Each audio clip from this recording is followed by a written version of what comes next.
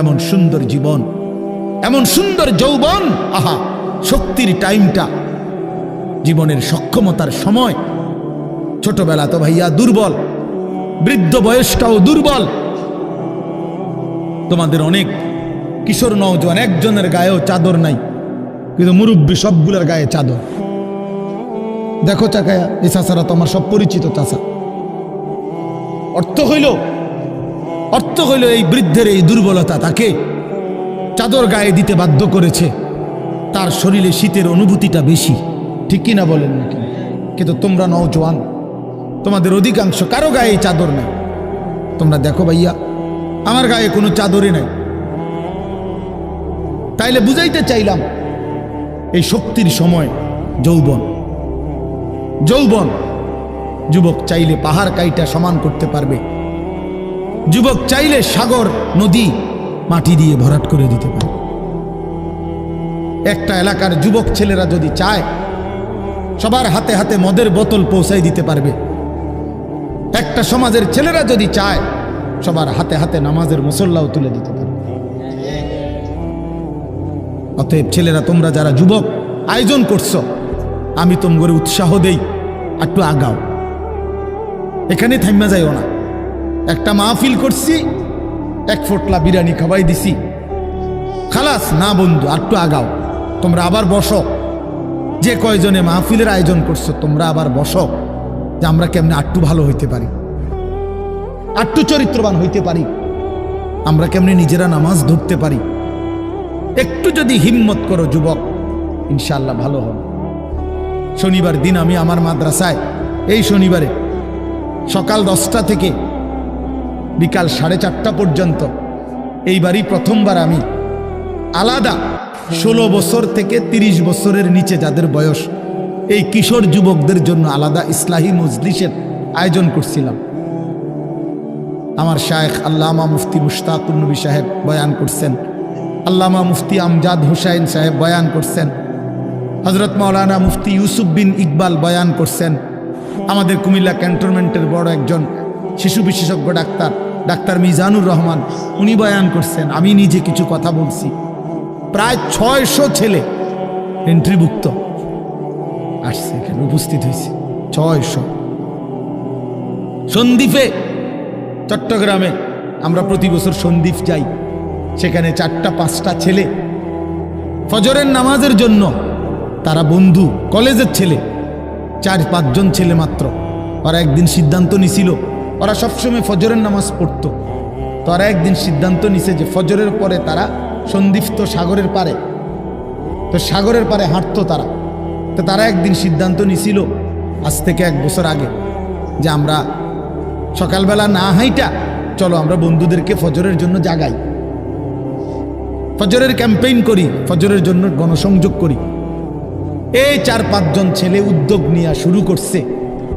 ঠিক 1 বছরের মেহনতে এই গত নভেম্বর, 24 সালের নভেম্বরে আমি গেছি মাহফিলে, ওইখানে তারা আমার লিস্টেড, ফজরের পরে আমি তাদের জন্য আলাদা বয়ান করছি, তাদের আলাদা মাহফিল হয়েছে ফজরের পরে। মানে রাইতে আমি যেই প্যান্ডেলে ওয়াজ করছি, ওই প্যান্ডেলটা তারা সকালের জন্য আবার ভাড়া নিছে। বুঝেন না এই কথা? আমি ওখানে ছিলাম, আর ওখানে রাত্রে আসা যায় না, ওইটা সন্দ্বীপে স্পিড বোট দিয়ে আইতে যাইতে হয়, তো তার রাইতে আওয়ানোর সিস্টেম নাই, থাকতে হয়। এই জন্য ফজরের পরে আবার বয়ান করছি 1.5 ঘন্টা। তো ওরা, আমি বললাম এত ভোরে ছেলেরা আইবনি, কয় হুজুর আসবে ইনশাল্লাহ, আপনি দেখেন। তারা আমারে দেখাইছে কাগজে কলমে লিস্টেড করা, প্রায় 4,500 ছেলে এখন ফজরের নামাজ জামাতে পড়ে। যুবক চাইলে কি না পারে, যুবক চাইলে ভাঙতে পারে, যুবক চাইলে গড়তে পারে, যুবক চাইলে বুলডোজার দিয়ে সমান করে লাইতে পারে, সমান করে ফেলতে পারে। আবার সেই ভাঙার উপরে যুবক চাইলে গড়তেও পারে। আল্লাহ তাআলা নওজোয়ানের শরীরে অসম্ভব হিম্মত দান করছে, অসম্ভব হিম্মত। এই জন্য বাপ, আমি যুবক যারা, তাদেরকে উৎসাহিত করলাম। মহান আল্লাহ পাক রব্বুল আলামিন আমাদেরকে বলছেন, আমি তোমাদের ইমানদার, ইমান নিলাম, আমি ইমান দিছি বান্দা, আমি গত বছর যখন তাবলীগের সফরে ছিলাম দিনাজপুর জেলায়, গত বছর আগস্ট মাসে ৭২ বছর বয়স্ক একজন হিন্দু লোককে কালেমার দাওয়াত দিছিলাম। ওনার 2 ছেলে মুসলমান। ওনারে আমি 2.5 ঘন্টা কালেমার দাওয়াত দিছি। আমরা 3 জন আলেম মিলে কত অনুনয় বিনয় করছি, কাকুতি মিনতি করছি, কাঁদছি, চোখের পানি ফেলছি। একটা বার চাচা কালেমা পড়েন, আপনার ছেলে মুসলমান, ছেলের বউ মুসলমান, আপনার নাতি নাতনি সব মুসলমান, আপনি এখনো বসে আছেন কেন? আহা, এই ৭২ বছর হয়ে গেছে। বুড়া মিয়া কয় আমি ওটা বলবো না। বলে নাই। আমি আমার সাথীদের কাছে, আমার 26 জন সাথী নিয়ে চিল্লাই গেছি। 16 জন আলেম, এক চিল্লা সফরে 950 মানুষ আল্লাহর রাস্তায় বের হয়েছে চিল্লার জন্য। আলহামদুলিল্লাহ, আল্লাহই করাইছে। তো বলতেছিলাম, আমি সাথীদের কাছে এসে বলছিলাম যে দেখেন ৭২ বছর বয়স হয়ে গেছে, এক আল্লাহর বান্দা, তার জবান দিয়া কোনোদিন তার মালিকের নামটা বের হয়। আমারে আপনারে আল্লাহ তাআলা কত বড় তৌফিক দিছে যে আমরা কত হাজারবার, লক্ষবার কালেমা লা ইলাহা ইল্লাল্লাহ মুহাম্মাদুর রাসূলুল্লাহ এটা যে আমরা পড়তে পারি, পড়তে পারছি, এই সৌভাগ্যের কৃতজ্ঞতা কি? এটা যদি আল্লাহ আমগো জবান দিয়ে কোনোদিন না বলাইতো। কথা বলে না বাপ? এই ছেলেরা মিয়া, এই বাপ যারা নামাজ পড়ো না, আরে না ফরমান, তুই যদি হিন্দুর ঘরে জন্ম নিতি, তুই যদি ইহুদির ঘরে জন্ম নিতি, তুই যদি খ্রিস্টানের ঘরে জন্ম নিতি, বেটা কি হতো জীবন? যদি কোনোদিন কালেমার আহ্বান না শুনতা। তুমি তো মুসলমানের ঘরে জন্ম নিয়া এভাবে ইমানকে ফেলে দিলা। মুসলমানের ঘরে জন্ম নিয়ে এভাবে নামাজকে প্রত্যাখ্যান করলা। ছি ছি ছি ছি, তোমারে দেখে তো হিন্দুও হাসবে, তোমারে দেখে তো ইহুদিও হাসবে, তোমারে দেখে তো খ্রিস্টানও হাসবে, যে দেখছো হয় নাকি শ্রেষ্ঠ জাতি, ওদের ধর্ম নাকি শ্রেষ্ঠ ধর্ম, ওদের ধর্ম কোরআন নাকি শ্রেষ্ঠ কিতাব, ওদের শ্রেষ্ঠ ধর্ম ওদেরই পছন্দ হয় না, ওদের শ্রেষ্ঠ কিতাব ওরাই পড়তে পারে না। তো এটা কিসের শ্রেষ্ঠ? কথা বলেন না। তাহলে আমি তো আমার ধর্মের অপমান। কথা বলেন না, আমি আমার ধর্মের অপমান না, আমি আমার কোরআনের অপমান। এজন্য তোমরা যারা বেনামাজি ছেলে, তোমরা ধর্মের অপমান। তোমাদের যাদের চুল বেঈমানের মতো, তোমরা মুসলমান ধর্মের অপমান। তোমাদের কারণে আমার ধর্ম লজ্জিত, তোমাদের কারণে ধর্ম বেইজ্জতি হয়েছে। তোমরা ইসলামকে অপমানিত করলা, আল্লাহকে অপমানিত করলা, আমার নবীর শ্রেষ্ঠতম 23 বছরের আদর্শকে তোমরা অপমানিত করলা। এই অপমানের বিচার আল্লাহ করবে, মনে রাখো, ছেড়ে দিবে না বাপ। আল্লাহ কোরআনে বলছে, বান্দা আমি 1 সেকেন্ড ছাড়বো না, আমি হিসাব নিব। তুমি আমারে কি মনে করছো বান্দা? বাদুগা খাওয়াইছি দেখিয়া তুমি মনে করছো আমি মাতি না? হ্যাঁ, কিটা মনে করছো? এ পেশাব পায়খানার ভাত তুমি মনে করছো? আমি কিছুই বলবো না, কিছুই বলবো না। তুমি জানো না ফেরাউনকে শোয়াইছে কে? তুমি জানো না কারুনকে শোয়াই দিছে কে? তুমি জানো না নমরুদ সাদ্দাতকে নিশ্চিহ্ন করে দিয়েছে কে? তুমি শোনো নাই? তুমি আন্দাজ করো নাই আমি আল্লাহ কেমন? এই পৃথিবীর কত অবাধ্য জাতিকে আমি আল্লাহ ধ্বংস করে দিয়েছি, শোনো নাই? কই, গোটা পৃথিবীর সমস্ত আধুনিক প্রযুক্তি থাকার পরেও তো বাবা আমেরিকার ওই বেঈমানরা, ক্যালিফোর্নিয়ার লস অ্যাঞ্জেলস তাদের একটি স্টেট আগুনে দাবানলে পুরে ছাই হয়ে গেছে। লক্ষ লক্ষ কোটি কোটি মিলিয়ন বিলিয়ন ডলারের এক এক বিল্ডিং। আপনারা মুরব্বীরা মিলিয়ন বিলিয়ন ডলার কি তাই বুঝতেন না? কয়টা? আপনি 1 মিলিয়ন বিলিয়ন ডলার কত টাকা? কমপক্ষে 300 টাকার বেশি। মানে আপনি এটি বুঝতেন না, টেহাইডি এটান বুঝতেন না। কথা বুঝছেন কিনা? হ্যাঁ, আমরা কিতাবে পড়ছি এক বুজুর্গকে, হ্যাঁ, একটা জিনিস দামি ওনার কাছে ছিল, তো ওনার কাছে বলছি এটা আপনি বিক্রি করে দেন। কত মূল্য? উনি বলছে 100 দিরহাম, 100 টাকা। তখন উনি যখন বিক্রি করে দিছে, ওনারে 100 দিরহাম দিছে। তো অন্য কেউ ওনারে পরে বলছে, হায় হায় জনাব, আপনি তো বহুত বড় ঠকছেন, মাত্র 100 টাকা দাম চাইলেন, এটার দাম তো আরো অনেক। তো উনি বলছেন, আল্লাহর কসম, 100 টাকার উপরে, 100 দিরহামের উপরে কোনো সংখ্যা আছে? আমার তো এটা জানা নেই, আমার তো এর উপরে কিছু জানা নাই। হ্যাঁ, আমার মেজো বোনের বিয়ে যখন হয়েছিল, মেজো বোন, আমি তখন প্রাইমারি শেষ করে মাদ্রাসায় ভর্তি হয়েছি। এই সময় আমার বোনের বিয়ে হয়েছে। তো বোন জামাই যখন ওই আগে ছোটবেলায় বিয়ের দিন বোন জামাই যখন আসছে, তখন শরবত খাওয়াইছি যে গেইটে নাকি, তখন কিছু টাকা দিতে হয় না, যে শরবত খাওয়ায় তারে। তো আমারে 100টা টাকা দিছে উনি প্রথম। তো এগুলা নাকি ওনার কাছে আরো টাকা ছিল, তো এগুলো ওই আর একটু সাফাসাফি করলে আরো দেয়, আরো কিছু দেয়, না মানলে আরো দেয়, এমনি এমনি নিয়ম ছিল। আমার 100 টাকা দিছে, আর এটা দেখে আমি একটা দৌড়ে আইয়ালাইছি। আমার পুরা মনে আছে, একেবারে কসম, আমার পুরো এখনো মনে হইলো আর এই কথাটা। আমার একেবারে আমার ভাই, চাচাতো ভাইটাই বা অন্যরা এত দমকাইছে, বেউকুফ, 100 টাকা লইয়া দুধ দিয়ে আইয়ালাইছ। আমি বলছি, আমি তো আসলে এর চাইতে বেশি টাকা জীবনে আর দেখি নাই।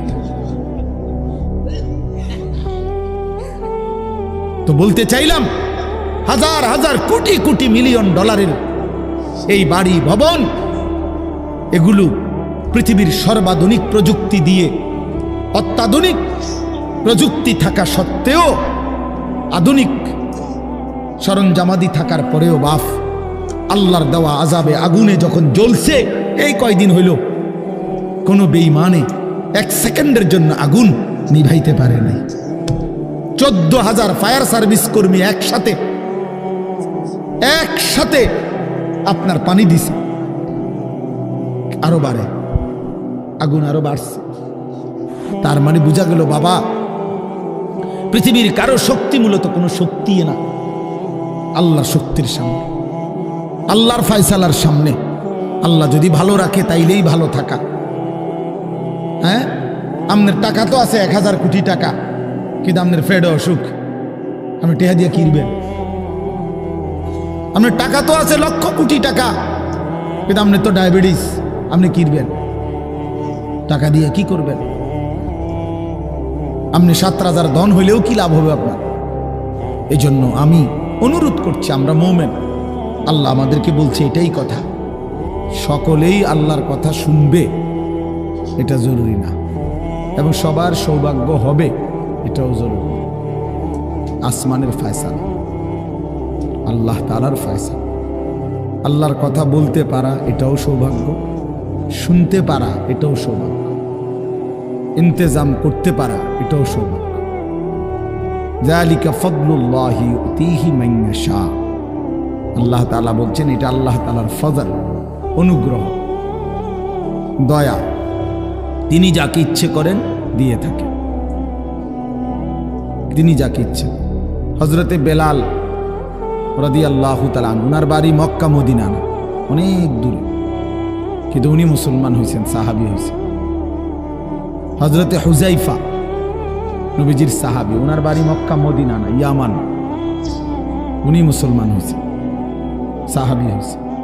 হযরতে সালমান, ওনার বাড়ি মক্কা মদিনা না, ওনার বাড়ি ইরান, পারস্য, তো উনি সেখান থেকে আল্লাহ আনাইছেন, উনি কালেমাওয়ালা হয়েছে।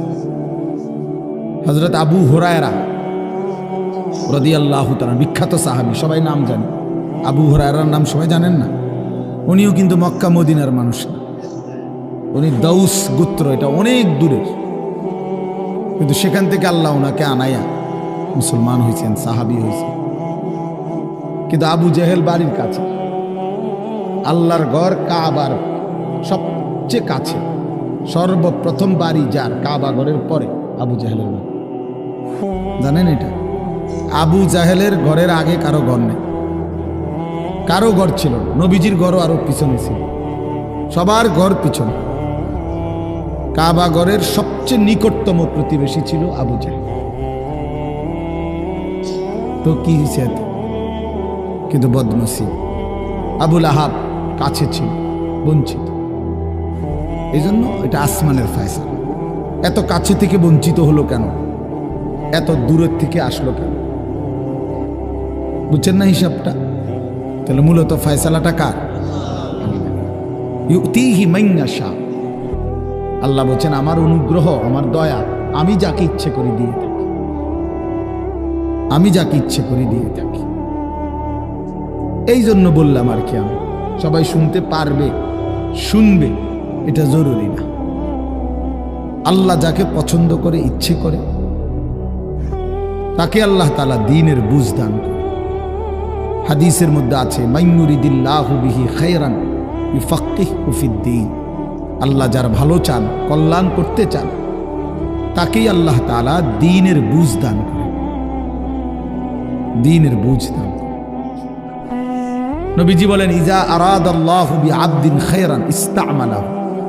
আল্লাহ যখন তার কোনো বান্দার ব্যাপারে ভালোর ফয়সালা করে, তো আল্লাহ তাআলা তাকে কাজে লাগান।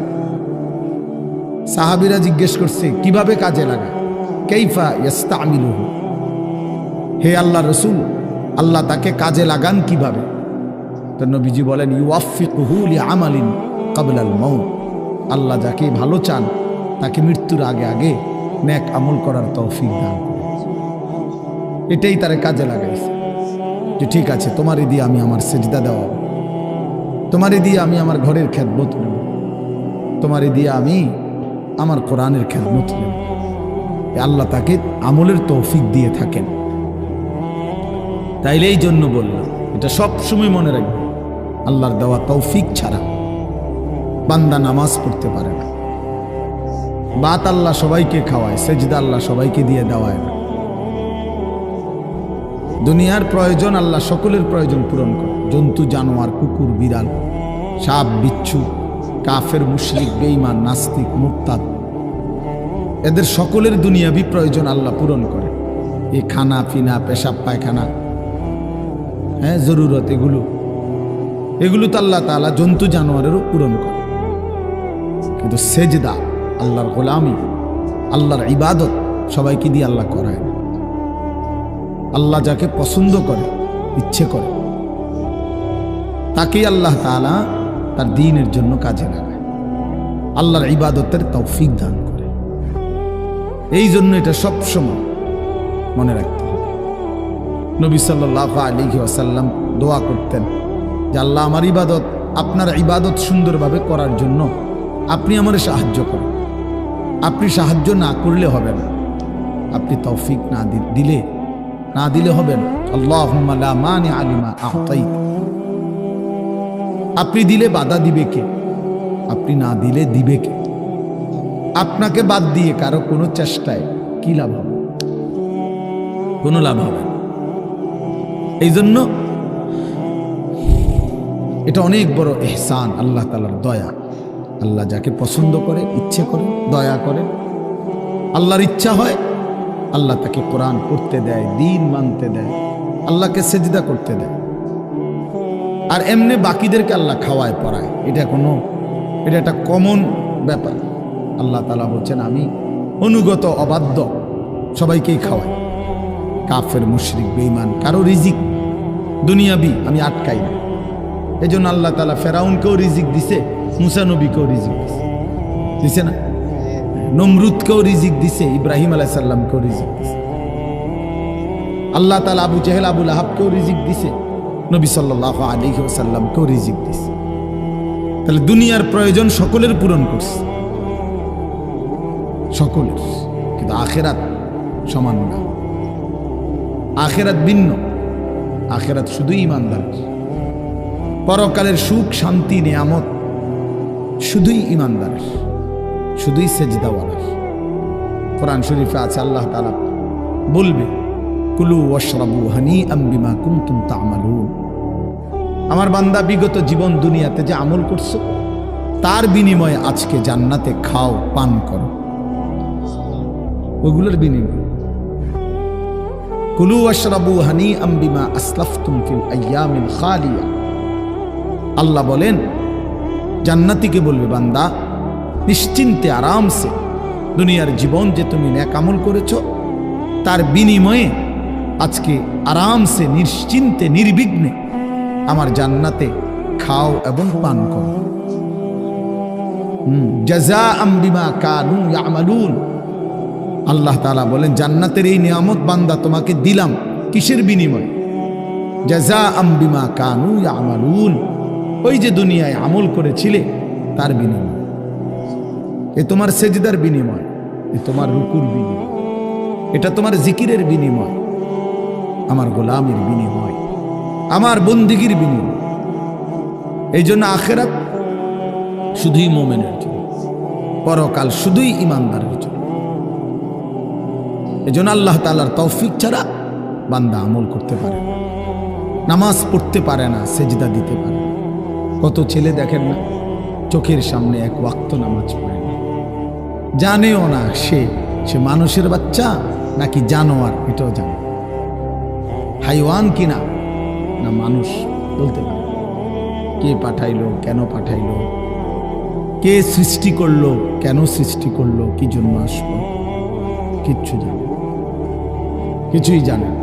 লক্ষ্য উদ্দেশ্যহীন, গন্তব্যহীন এক পাগল, মাতাল, ছাগল, যা মন চায় তাই করে, যা মন চায়। এটা জিন্দিগি আর কি। এ তো লক্ষ্য উদ্দেশ্যহীন জীবন, জন্তু জানোয়ারের জীবন। মুসলমান তো তাকে বলে যার সুনির্দিষ্ট গন্তব্য জানা আছে। ইমানদারের গন্তব্য জানা আছে যে আমার গন্তব্য কোথায়, আমার এটা হায়াত, এরপরে আমার মৃত্যু, কবর, এরপরে আমার হাসরের মাঠ, এরপরে আমার মিজান, হিসাব, এরপরে আমার ফুলসেরাত, এরপরে আমার জান্নাত। আমার টার্গেট জানা আছে, আমার গন্তব্য জানা আছে। আমি থামবো সেদিন, জান্নাতে যাব যেদিন। আমার টেনশন দূর হবে সেদিন, আমি জান্নাতে ঢুকবো যেদিন। ওয়াকালুল হামদুলিল্লাহিল্লাযী আযহাবা আন্নাল হাযান। কোরআনুল কারীমের মধ্যে আছে, আল্লাহ তাআলা বলেন, জান্নাতি বান্দা জান্নাতে ঢুকে বলবে, আল্লাহ আপনার প্রশংসা করছি, আজকেই আমার চিন্তা পেরেশানি জীবনের তরে শেষ হলো। আজ আমি জান্নাতে ঢুকলাম, এবার আমি নিশ্চিন্ত হলাম, নিশ্চিন্ত হলাম, আর কোনোদিন এই জান্নাত থেকে বের হতে হবে। আল্লাহ তাআলা বলছেন, আর কখনোই এখান থেকে বের হইতে হবে না। খালিদিনা ফিহা আবাদা, চিরস্থায়ী। চলেন বাপ, এই জন্য বললাম নিজেদের ছেলে, নিজেদের মেয়ে, নিজেরাও ইনসাফের সাথে ভাইবেন যে আপনি আখিরাত চিনেন কিনা। আপনার ছেলে মেয়েগুলো যেই জীবন পরিচালনা করতেছে, এতে কি মনে হয়, এতটুকু আন্দাজ করা উচিত যে আমার ছেলে আসলে আখিরাত চিনে কিনা, আমার ছেলের সামনে কোনো গন্তব্য আছে কিনা, নাকি এই মোবাইল, নারী, ছবি, জিনা, ব্যভিচার, মদ, জুয়া, নাচ, গান, উলঙ্গ দৃশ্য, হালাল হারামের কোনো বাজ বিচার নাই, পাক নাফাকের কোনো বাজ বিচার নাই, লজ্জা শরম হায়া কিচ্ছু নাই। যখন যা মন চায় খাইতেছে, হ্যাঁ, যা মন চায় তাই করতেছে। তো এই খামখেয়ালি জীবন, যখন যা মন চায় তাই, হালাল হারাম, জায়েজ না জায়েজের জীবন, যার পার্থক্য নাই, আল্লাহ তাআলা কোরআনে বলছে তার উদাহরণ হলো ফামাসালুহু কামাসালিল কাল, কুত্তার মতো। হ্যাঁ, এটা কোরআন শরীফের আয়াত। ওই জীবন কুত্তার জীবন, কুকুরের জীবন। এই জন্য আমি সবসময় এটা বুঝি, বেনামাজির জিন্দেগি কুত্তার জিন্দেগি। এই ফজরের নামাজ না পড়ে যে জানোয়ারগুলো ঘুমায় থাকে, এগুলা কুকুরের জিন্দেগি। খালাস। এই সুদখোরগুলো যে জিন্দেগি কাটায়, এগুলো কুকুরের জিন্দেগি। এই হারামখোরগুলো যে জীবন কাটায় এটা জানোয়ারের জীবন। কোরআন শরীফের আয়াত এটা। ওয়াত্তাবাআ হাওয়াহু ফামাসালুহু কামাসালিল কালব। আল্লাহ বলছে মনের ইচ্ছা মতো যে চলে, আল্লাহর হুকুমের পরোয়া করে না, হালাল হারাম এর পার্থক্য যে মানে না, আল্লাহ বলছে তার উদাহরণ কামাসালিল কালব, কুত্তার মতো, কুকুরের মতো। ইন তাহমিল আলাইহি ইয়ালহাস আও তাতরুকহু ইয়ালহাস। আল্লাহ বলছে কুকুরের স্বভাব, দৌড়ানি দিল জিব্বা লম্বা করে হাঁফায়, ছেড়ে দিল দাঁড়ায়া দাঁড়ায়া জিব্বা লম্বা করে হাঁফায়, জিব্বা লম্বা করে হাঁফায়, এমন করে। এ কুকুরের স্বভাব। পেলেও অতৃপ্ত, না পেলেও অতৃপ্ত, থাকলেও অশান্তি, না থাকলেও অশান্তি। কারণ হারাম করছে, নাফরমান যে, আল্লাহর অবাধ্য যে, পাক নাফাক, হালাল হারাম, যার কাছে সুদ আর ব্যবসা একই রকম মনে হয়, সে কি মানুষ নাকি? যার কাছে আপন বউ পরের মহিলা সমান মনে হয়, নিজের বউও দেখে, মানুষের বেডিও দেখে, তো তার কাছে কি কোনো হালাল হারামের পার্থক্য আছে কি? তো সে জানোয়ার না তো জানোয়ার কি? সে জানোয়ার না তো জানোয়ারটা কে? তাই বলে, ইনসাফের কথা বলে, নাহলে বিচারে কোন কি কয়? এই জন্য এটা সবসময় মনে রাখবেন, জওয়ান হন আর বুড়া হন, আমি হই আর আপনি হন, হালাল হারামের পার্থক্য যার মধ্যে নাই, কুকুরের মধ্যে কোনো হালাল হারামের পার্থক্য নাই,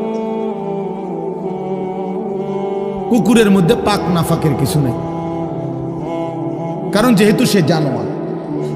কিন্তু মানুষ যে ইনসান, তার সৃষ্টিগত সত্তার মধ্যে হালাল হারামের অনুভূতি থাকতে হবে। মুসলমান তাকেই বলবে যার মধ্যে জায়েজ না জায়েজের পার্থক্য আছে, হালাল হারামের অনুভূতি আছে, পাক নাফাকের অনুভূতি আছে। কোরআনুল কারীমে আল্লাহ তাআলা এটা বলছেন। এজন্য নবীজি বলছেন আল হালালু বাইয়িন ওয়াল হারামু বাইয়িন। যেটা হালাল এটা স্পষ্ট, যেটা হারাম এটাও স্পষ্ট। নবীজি বলেন আমি অন্ধকারে রেখে যাই নাই উম্মতকে, একটা সেকেন্ডের জন্য আমি আমার উম্মতকে আড়ালে রেখে যাই নাই, সব কিছু আমি স্পষ্ট বলেছি। হালাল গুলোও পরিষ্কার করে দিছি, হারাম যা তাও স্পষ্ট করে দিয়েছি। 24 ঘন্টার যাবতীয় কর্মকাণ্ড আমি আল্লাহ স্পষ্ট করে দিয়েছি। ওই দেখেন ওই অপদার্থ ছেলেটার দিকে দেখেন, এক নজরে মোবাইলের দিকে তাকায় রয়েছে, কারে বলে কি ওয়াজ করে হের কোনো খবর। এটা ধরে রাখছে মোবাইল, এক নজর একদিকে হালা। এবার ওয়াজ হয়, কারে বলে কি বলে, আমার এত কিছু দরকার, আমি আর আমার মোবাইল। এই জিন্দেগি, এই ছেলে পেলেদের আকসারের জীবন। 24 ঘন্টা পৃথিবীতে তার একটাই জিনিস, সেটা হলো একটা মোবাইল। এটাই তার মা, এটাই তার বাবা, এটাই তার আত্মীয়, এটাই তার স্বজন। মোবাইলেই হাসে, মোবাইলেই কাঁদে, মোবাইলেই আবেগ, মোবাইলেই অনুভূতি, সব কিছু জীবনের মোবাইলটা। কোত্থেকে আসলো, কে বানাইলো, কে সৃষ্টি করলো, কেন পাঠাইলো, কে আমারে বানাইলো, আমি কোত্থেকে আসলাম, কেন রাত হয়, কেন দিন হয়, আমার কোনো দায়িত্ব আছে কিনা আমার আল্লাহর পক্ষ থেকে, কিচ্ছুর কোনো সামান্যতম বুঝ বুদ্ধি আকল দিমাগ কিচ্ছু। 365 দিন, এক বছরে কোনো দিন নামাজ পড়ে না, তারও কিছু মনে পড়ে না, কেউ তারে মনে করাইও দেয় না। কই তার বাপ কেডা, তার মা কি, কেউ একটু বলেও না যে কিরে বাপ তুমি যে এক ওয়াক্ত নামাজ পড়ো না, তুমি মুসলমানের বাচ্চা হইলা কেন, তুমি মানুষের বাচ্চা হইলা কেন। তার মা একটা বার বলে না, মা এ কেমন, সন্তানই কেমন। আমার খুব আফসোস লাগে, এটা খুব আফসোস লাগে। মাঝে মাঝে মনটা চায় যে কি আসলে কি মুসলমান এত পাষাণ হইল কেমন? বাপে কেমন, সন্তানেই কেমন, মাই কেমন, মেয়েটাই কেমন। কেউ পর্দা করেন, মাও বেপর্দা, মেয়েও বেপর্দা। বাপ ফুজি ছেলে মেয়ে সবাই মিলে টেলিভিশন চায়, একসাথে নাচ গান নর্তকীর ছবি নাটক সিনেমা দেখতেছে। ছি ছি ছি ছি! কত নিকৃষ্ট মুসলমান, কত বেশরম বেহায়া নির্লজ্জ হইলে এত বড় বেশরম হইতে পারে? আত্মমর্যাদা, আত্মসম্মান, লজ্জা যদি এক বিন্দু থাকতো তাইলে তো বাবা জিজ্ঞেস করতো যে কিরে বাপ, তুই মুসলমানের ঘরে জন্ম নিয়া এক ওয়াক্ত নামাজ পড়ে না, তুই কেমনে রে আমি মুসলমানের সন্তান হইলি? তুই মুসলমানের ঘরে সন্তান হইলি কেমন? আরে এইটা তো আগে বোঝাপড়া করার বিষয় ছিল। তোর বিদেশ, তোর চাকরি, তোর দাখিল, তোর এসএসসি বেড়া এডি বাদ দে বেড়া, থো বেড়া এডি পরের কথা বেড়া। আগে তুই মুসলমানের বাচ্চা কিনা আগে এটা বল বেটা। তোর নামাজের বোঝাপড়া কর আগে বেটা। কিসের তোর বিদেশ, আবার কিসের তোর দেশ? তোর চাকরি দিয়ে আমি করব কি? তোর ব্যবসা দিয়ে আমি করবো কি? তোর উপার্জন খাইয়া আমি করবো কি বেটা? তুই তো হারাম কর, তুই তো নাফরমান। এতটুকু যদি বিবেক বাবার না থাকে, সেটা কেমন বাপ? এ কেমন অভিভাবক? এ কেমন মুসলমান মা বাবা যাদের হৃদয়ে এ কথা আসলো না? আপনার তো উচিত ছিল আগে এই বুঝাপড়া করা। আগে ছেলের সাথেই বুঝাপড়া করেন। তুই মুসলমানের বাচ্চা কিনা আগে এটা বল। মুসলমানের বাচ্চা 16 বৎসরে এক ওয়াক্ত নামাজ ছাড়া থাকে কেন? কথা বলেন, ইনসাফ কি বলে? ইনসাফের কথা বলেন, বিচারের কথা বলেন। ছেলেগুলোকে আপনারা এভাবে ছেড়ে দিলেন, আর তোমরা ছেলেরাও বাবা এভাবে নষ্ট হয়ে গেল। অনাদরে, অবহেলায় এমন সুন্দর জীবন, এমন সুন্দর যৌবন, শরীর স্বাস্থ্য সব শেষ করে দিলাম। একবারও মনে পড়লো না তোমারও তো শেষ আছে বাপ। রাত যেমন ভোর হয়, দিন যেমন রাত হয়, তোমারও হায়াতও একদিন শেষ হয়। প্রতি ঘন্টা মিনিট সেকেন্ড যায় মানে তোমার হায়াত যায়, আমার হায়াত যায়, ঠিক না? তো আল্লাহ আমাদেরকে বুঝ দান করেন। এজন্য বাপ আমরা ভাবা উচিত, আমাদের এটা ফিকির করা উচিত। ছোটরাও বড়রাও মাঝ বয়সীরাও এত লাগাম ছাড়া মানুষ হয় না। মুসলমানের জীবন এত বড়, জন্তু জানোয়ারের মতো হওয়ার কথা না বাবা। হ্যাঁ, গুনাহ হইতে পারে, গুনাহ আমারও আছে, আপনাদেরও আছে, গুনাহ হইতে পারে, হবে। সেটা হলো হুচট খাওয়া। মানে চলার পথে আমি 10 কিলো পথ হাঁটলাম, আমি 30 কিলো পথ গেছি এক জায়গা থেকে আরেক জায়গায়। তো এই চলার পথে হয়তো একবার আধবার পড়ে যাইতে পারি, পিছলা খাইতে পারি, ঠিক আছে, এটা হইতে পারে। কিন্তু আমি বুঝি 30 কিলোমিটার একেবারেই ফিরে রইলাম, পিছলা খাইয়া রইলাম। তাহলে ভুল আমার হইতে পারে, গুনাহ আমার হইতে পারে।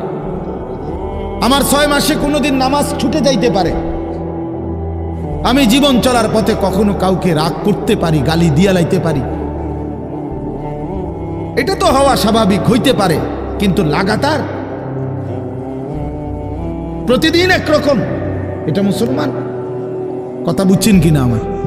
আপনি বুঝি এখানে প্রত্যেকদিন মিশা কথা কইবেন, আপনি বুঝি প্রতিদিন সুদ খাইবেন, আপনি বুঝি প্রত্যেক দিন ওজনে কম দিবেন, এটা বুঝি মুসলমান? আপনি বুঝি একদিনও নামাজ পড়তেন না, আপনি বুঝি 365 দিনে কোনোদিন ফজরের নামাজ পড়তেন না, এটা মুসলমান? তো এটা তো হুচট খাওয়া না, এটা তো গাদ্দারি, এটা তো ইচ্ছা করে ঠান্ডা মাথায় ধীরে সুস্থে ভেবে চিনতে আল্লাহর সাথে গাদ্দারি করতেছে। আল্লাহরে বুড়া আঙ্গুল দেখাইতেছে যে দেখো কইলা কেন সেজদা দিতাম না, চাই কিতা করতাম।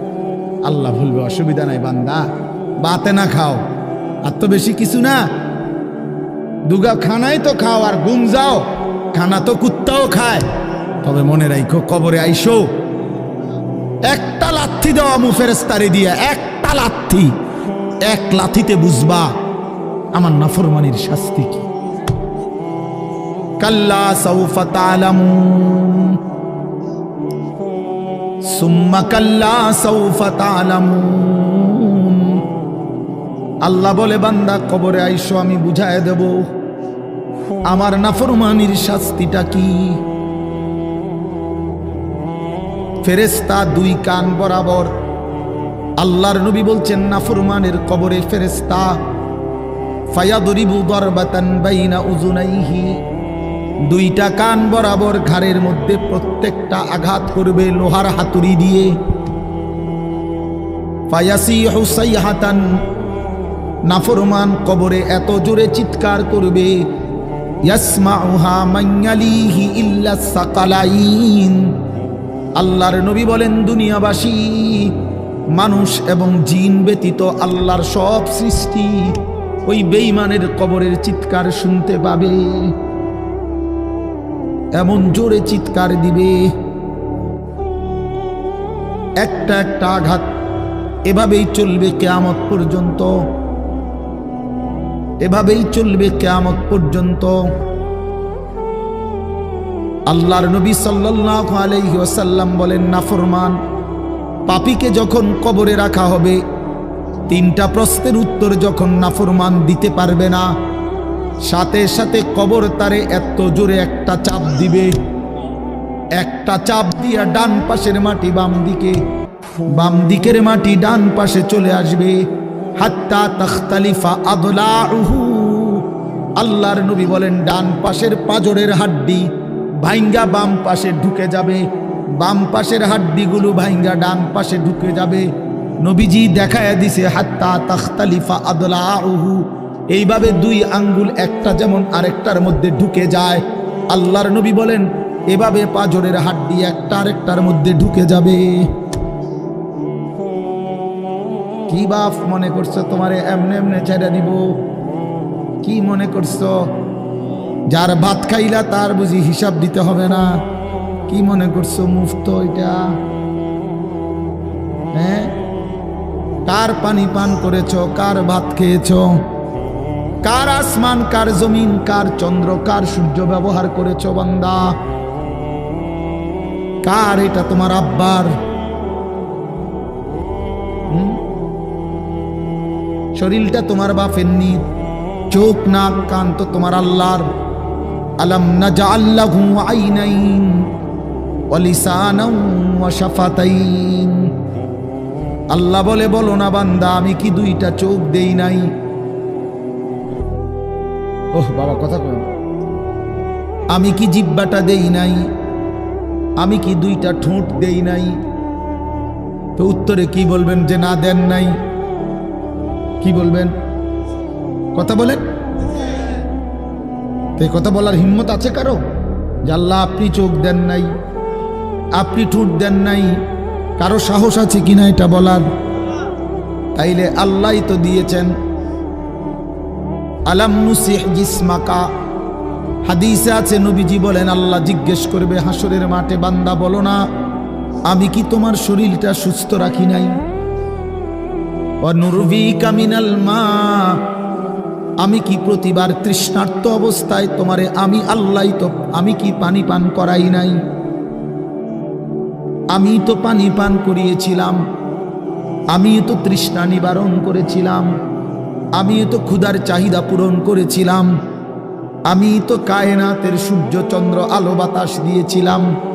ওয়াজআলনা নাওমাকুম সুবাতা, আল্লাহ বলে সারাদিনের ক্লান্তি দূর করার জন্য রাত্রি গভীরের ঘুম আমি আল্লাহই তো বানিয়েছি। ওয়াজআলনাল লাইলা লিবাসা, অন্ধকার কালো চাদর দিয়ে ঢেকে পৃথিবীটাকে অন্ধকারাচ্ছন্ন করে দিয়েছি আমি আল্লাহই তোমার ঘুমের উপযুক্ত পরিবেশের জন্যে। আবার দিনের বেলা আলোকিত করে দিয়েছি তোমার উপার্জনের সুবিধার জন্যে। রাতে তুমি ঘুমাইবার জন্য অন্ধকার করে দিয়েছি। দিনে তুমি রোজগার করবা এই জন্য আলোকিত করে দিয়েছি। সুবহানাল্লাহ। ওয়াজআলনান নাহারা মাআশা, উপার্জনের জন্য দিন বানিয়েছি, ঘুমাইবার জন্য রাত বানিয়েছি। ওয়াজআলনা সিরাজান ওয়াহাজা, একটা উজ্জ্বল সূর্য আমি আল্লাহই বানিয়েছি। وأنزلنا من المعصرات ماء ثجاجا, জমাট বাঁধা মেঘ থেকে আমি আল্লাহ অঝোর ধারায় বৃষ্টি নামিয়েছি। এই জমিনটাকে সিক্ত নরম করেছি, ছোট্ট ছোট্ট ছিদ্র বানিয়েছি। তোমার অনাদরে ফেলে দেওয়া দানা আমি আল্লাহ কুদরতি স্বয়ংক্রিয় মেশিন দিয়ে আমি আল্লাহ জমিনের নিচে আমি নিয়ে এসেছি। কয়দিন পরে আবার আমি আল্লাহ সেই ছোট্ট দানা থেকে নতুন গাছ বের করে দিয়েছি। লিনুখরিজা বিহি হাব্বান ওয়া নাবাতা, তাহলে রিজিকের ব্যবস্থা আমি করলাম, ঘুমের ব্যবস্থা আমি করলাম, উপার্জনের পরিবেশ আমি করে দিলাম, শরীর স্বাস্থ্য জীবন যৌবন আমি দিলাম। আমি কেন সেজদা পেলাম না? আল্লাহ যদি বলে বান্দা আমি কি অপরাধ করলাম, আমি তোমারে এত কিছু দিয়ে আমি কি অন্যায়টা করলাম যেই অপরাধের কারণে তুমি আমারে সেজদা দিলা না? কি বলবা যুবক? নাফরমান যুবক কি বলবা? অসভ্য যুবক যে নামাজ পড়ো না, হাইওয়ান তুমি কি বলবা? তুমি মানুষ না জানোয়ার? বেনামাজি তুই মানুষ না জানোয়ার? বল, মানুষ না জানোয়ার? বল বেটা। অনেক বেহায়া এখনো হাসে এইখানে, এত বড় অসভ্য বেহায়া, এই বেহায়া এখনো হাসে। চিন্তা করছো না? হ্যাঁ, এত বড়, এত নির্লজ্জ, এত বড় অসভ্য যে এখনো হাসে। অর্থ হইল আমারই কয়, বুঝেন নাই? বুঝতেছে সে আমারই কয়। আহ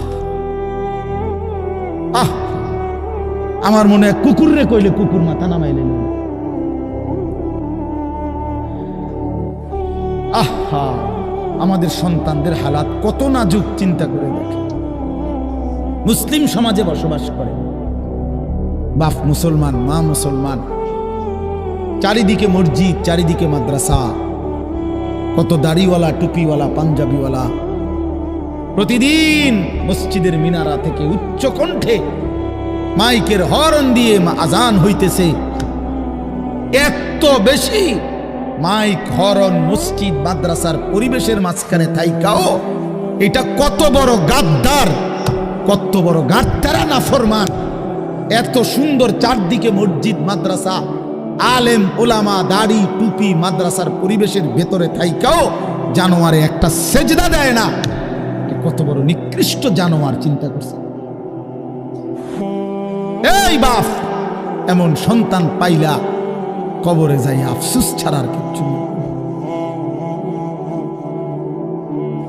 আজকে যদি এই আফ্রিকার জঙ্গলে থাকতো তাহলে হয়তো যে বাবা এত বড় আফ্রিকার জঙ্গলে ছিলাম যেখানে কোনো দিন কোনো আজান হয় নাই, যেখানে কোনো মসজিদ দেখি নাই, মাদ্রাসা দেখি নাই, আল্লাহ চিনব কোত্থেকে?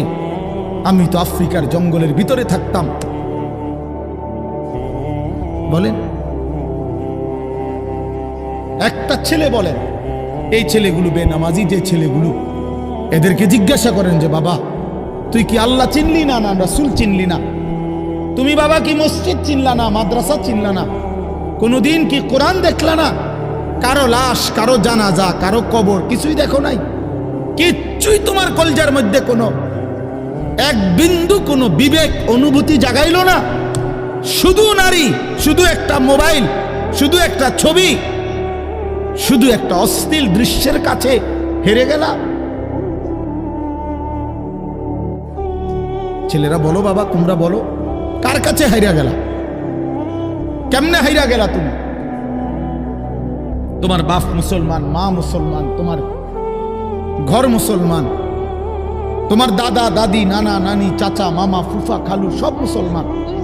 তোমার এলাকার চারদিকে আজান হয়, তোমার মহল্লার প্রত্যেক গলিতে গলিতে মাদ্রাসা আছে, কোরআনের ঘর আছে, তোমারই কোনো না কোনো চাচাতো ভাই, মামাতো ভাই, ফুফাতো ভাই, আত্মীয় কেউ না কেউ হাফেজে কোরআন আছে, আছে না?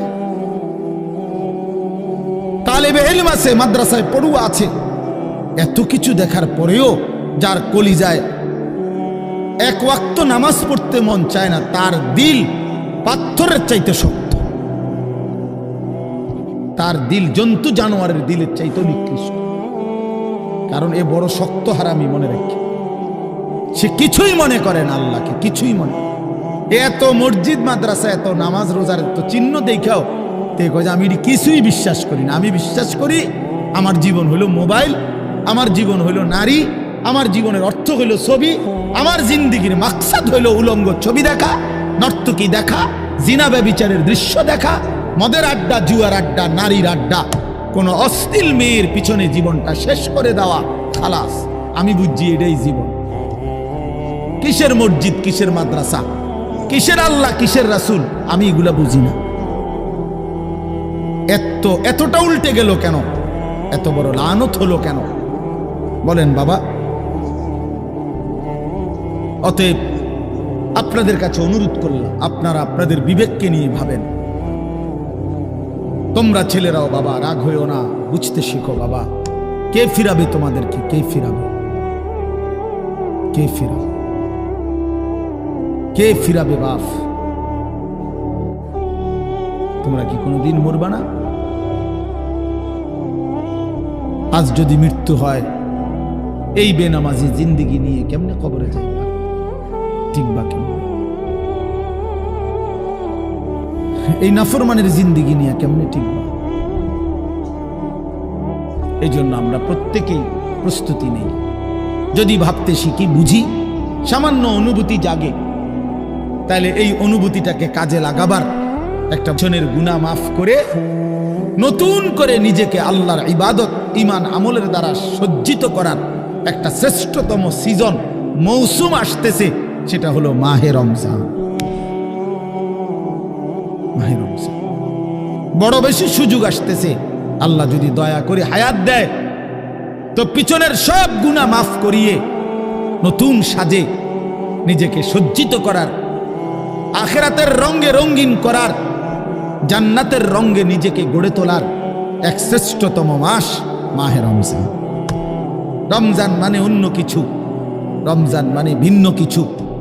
রমজান মাসে মানে নিজেকে বদলানোর মাস, রমজান মানে নিজেকে পরিবর্তনের মাস, রমজান মানে নিজেকে আখিরাতের রঙে রঙিন করার মাস, রমজান মানে আল্লাহ তাআলার মহব্বতে, রাসূলুল্লাহ সাল্লাল্লাহু আলাইহি ওয়াসাল্লামের মহব্বতে ডুবে যাওয়ার মাস। এটা আমাদের সামনে। আল্লাহ আমাদের জন্য রমজানের হায়াত ভিক্ষা দান করেন। আল্লাহ যেন আমাদের সকলকে রমজান পর্যন্ত পৌঁছিয়ে দেন।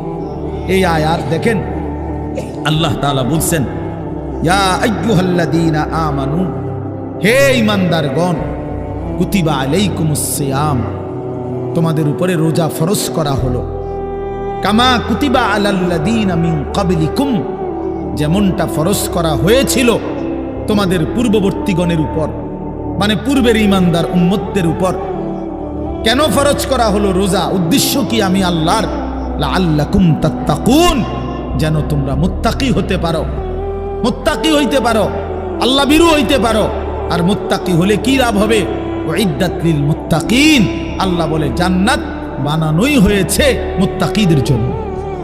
মুত্তাকি হবে তো জান্নাতি হবে, জান্নাতি হবে।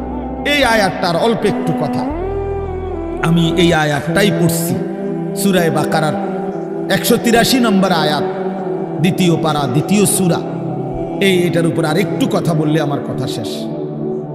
আমরা আমাদের যদি পরিবর্তন চাই, পরিবর্তনের সুযোগ মাহে রমজান। আমরা যদি আখিরাত সাজাইতে চাই, আমাদের জন্য শ্রেষ্ঠ সুযোগ মাহে রমজান। আমরা যদি ঘুরে দাঁড়াইতে চাই, আমাদের জন্য শ্রেষ্ঠ সুযোগ মাহে রমজান। মাহে রমজান, আল্লাহ নাফরমানির এই জিন্দিগি আমি ছেড়ে দেব, আপনার রঙে রঙিন হব, তাইলে শ্রেষ্ঠতম সুযোগ মাহে রমজান। মাহে রমজানের মধ্যে অসম্ভব শক্তি আছে, মাহে রমজানের মধ্যে অসম্ভব পাওয়ার আছে। আল্লাহ বলছে, রমজানে বান্দা আইসো আমার কাছে, রাত দিন 24 ঘন্টা আমি আল্লাহ জাহান্নাম থেকে মুক্তি দিতে থাকব। ও তাখা উমিনান নার, জাহান্নাম থেকে মুক্তি দেব, সারা রাত মুক্তি দেব, সারা দিন মুক্তি দেব। রমজানের প্রতি ঘন্টা, প্রতি মিনিট, প্রতি সেকেন্ড হীরা মণি মুক্তা জহরতের চাইতেও কোটি গুণ বেশি দাম, কোটি গুণ বেশি দাম। আল্লাহ তাআলা সেই মহিমান্বিত রমজান আমাদের সামনে আনতেছেন। আর মাত্র 18-19 দিনও বাকি নাই। এই অল্প কয়টা দিন বাবা, আমাদের উচিত রমজানের জন্য অধীর আগ্রহে মহব্বতের সাথে আল্লাহর কাছে হায়াত ভিক্ষা চাওয়া, যে আল্লাহ এত কাছে আইনা মৃত্যু দিয়েন না, কবরে নিয়েন না, আর কয়টা দিন হায়াত দেন, রমজান পর্যন্ত পৌঁছিয়ে দেন। আল্লাহুম্মা বারিক লানা ফি রাজাব ওয়া শাবান ওয়া বাল্লিগনা রমাদান। আল্লাহ তাআলা বলেন, ইয়া আইয়ুহাল্লাযীনা আমানু। দেখেন, এই একটি আয়াতে আল্লাহ 4টা কথা বলছে। একটা হলো হে ঈমানদারগণ, 2 নাম্বার হলো তোমাদের উপরে রোজা ফরজ করা হলো, 3 নাম্বার হলো যেমনটা ফরজ করা হয়েছিল পূর্ববর্তীদের উপরে, 4 নাম্বার হলো যেন তোমরা মুত্তাকি হতে পারো। কয়টা কথা হলো? এই 4টা কথার আমি 4টা আলগা সংক্ষিপ্ত একটু ব্যাখ্যা বলি। 1 নাম্বার হলো হে ঈমানদারগণ, এটা আল্লাহ আমাদেরকে ডাক দিয়েছেন। তাফসীরের মধ্যে আছে আদম আলাইহিস সালাম থেকে নিয়ে আমাদের নবী পর্যন্ত, ইতিপূর্বে আমাদের নবীর আগে যত নবী পৃথিবীতে আল্লাহ পাঠাইছেন, ওই নবীদের উপরে যারা ঈমান আনছিল, ওই নবীদের আমলে তাদের কাউকে কোনোদিন আল্লাহ তাআলা এই শব্দ দিয়ে হে ঈমানদারগণ, ইয়া আইয়ুহাল্লাযীনা আমানু বলে ডাক দেন নাই। আগে সর্বপ্রথম আমাদের নবী, আখিরি নবী, আল্লাহর বন্ধু, আমাদের নবীর ভালোবাসায় আল্লাহ তাআলা বলছে, বন্ধু, বিগত কোন নবীর ঈমানদার উম্মতকে আমি যেই শব্দে ডাকি নাই, এই প্রথম আপনার ভালোবাসায় আপনার ঈমানদার উম্মতকে আমি ইয়া আইয়ুহাল্লাযীনা আমানু এই নতুন শব্দে ডাক দিলাম। হে ঈমানদারগণ, হে ঈমানদার, তোমরা আমার। তাফসীর ইবনে কাসিরের মধ্যে আছে, যে ঈমানদার সে আল্লাহর বন্ধু, যে মুমিন সে কার বন্ধু? আল্লাহর বন্ধু। আল্লাহর বন্ধু, মুমিনের বন্ধু আল্লাহ, আল্লাহর বন্ধু মুমিন, আল্লাহর বন্ধু মুমিন। এই জন্য তাফসীরে লিখছে হে ঈমানদারগণ, এই কথার আরেকটা তর্জমা এটা, হে আমার বন্ধুগণ। আল্লাহ যেন ডাক দিয়া বলছে, হে আমার বন্ধুগণ, তোমরা আমার বন্ধু, তোমরা আমার। আমি বানাইছি বহু জনেরে, তোমরা বানাইছি আমার জন্য, আমার জন্য। তোমরা আমার, তোমরা আমারে মেনে নিয়েছ, তোমরা আমার কালেমা পড়েছ, তোমরা আমার রাসূলকে মেনে নিয়েছ, অতএব তোমরা আমার। তোমাদের কালেমা লা ইলাহা ইল্লাল্লাহ মুহাম্মাদুর রাসূলুল্লাহ, এটা আমি গ্রহণ করলাম, গ্রহণ করে আমি নিলাম। এই জন্যই আমি তোমাদেরকে ডাক দিই। তুমি বলছো আমি এনে ভর্তি হমু, ওই যে আমারে মোহাম্মদে বলছে, তার ছোট ভাই হাফেজ মুশাররফ কয়, আমার আজকে বললো যে হুজুর ভর্তি করামু আপনার মাদ্রাসায়, তো কি কোন সময় আমু, ফরম নিয়ম কানুন কি? আমি এত কথা তোমার দরকার কি, হাতে ভর্তি হইব সারছে তো আর কি। তার মানে আমি বলতে চাইছি, তারে কি বুঝাইলাম, তোমার এত নিয়ম কানুনের দরকার কি, আমি তারে নিলাম, খালাস, আমি ভর্তি নিলাম। তাইলে অর্থ হইল আল্লাহ তাআলা বলছেন, বান্দা তোমার কালেমা আমি নিলাম, তোমার ঈমান আমি নিলাম, এজন্য আমি তোমারে মুমিন বলে ডাক দিলাম। আল্লাহ কাউকে নিজের করে ডাক দেওয়া, খোদার কসম, এটা তার জীবনের সবচেয়ে বড় পাওয়া। যদি দিল থাকতো তাইলে আমরা বুঝতাম। এক এমপি সাহেব যদি কারো নাম নেয়, এক মন্ত্রী সাহেব কারো নাম নেয়, আর তারে যদি কেউ আইয়া কয় আজকে তো মন্ত্রী সাহেবের কাছে গেছিলাম আর উনি তোমার নাম নিছে, তোমার কথা ভালো কইছে, বাবা হেতে বেটা তো মানে ঠ্যাঙালগি দিয়ে আটতে লাগবে। হ্যাঁ, বাইতাইয়া ঘরে বেড়িয়ে কথাবার্তা সাবধান কও, আগের মতো নাই, যেরুম মনে করছে এরুম না। কি কিছে মন্ত্রী সাহেব আজকেও আমার নাম রয়েছে, জিঙ্গাও মানে সে এটাকে খুব গৌরবের মনে করবে, ঠিক কিনা বলেন না কেন? সবার কাছে ঘুরে ঘুরে বলার চেষ্টা করবে আমি কিন্তু মন্ত্রীর পরিচিত। হাদিসের মধ্যে আছে এক সাহাবী উবাই ইবনে কাব রাদিয়াল্লাহু তাআলা আনহু, সাহাবীদের মধ্যে নবীজির সবচেয়ে সুন্দর কোরআন শরীফ পড়তেন যিনি, ওনার নাম হলো উবাই ইবনে কাব। তো এই উনি নবীজি একদিন উনাকে বলছেন এই সাহাবীকে যে উবাই এদিকে আসো, তুমি আমারে কোরআন শরীফ পড়ে শোনাও। বুঝছেন? তখন ওই সাহাবী একটু লজ্জিত হয়ে বলতেছি, ইয়া রাসূলুল্লাহ, আমি আপনার সামনে কোরআন পড়বো? অথচ কোরআন তো আমরা আপনার থেকেই শুনি, কোরআন আপনার উপরেই নাজিল হয়, আমি কোন সাহসে আপনার সামনে কোরআন পড়ি? তো নবীজি বললেন, শুনো, মহান আল্লাহ পাক রব্বুল আলামিন জিব্রাইল পাঠাইয়া তোমার নাম নিয়া বলছে তোমার কাছ থেকে আমি কোরআন শুনতে। এই আমরা স্পষ্ট হাদিসে পড়ছি, বিশ্বাস করেন। এই সাহাবী এটা শুই না 3 বার জিজ্ঞাসা করছে নবীজিরে, আওয়াসাম্মানি আল্লাহ, ইয়া রাসূলুল্লাহ বললেন কি আমার আল্লাহ আমার নাম নিছে?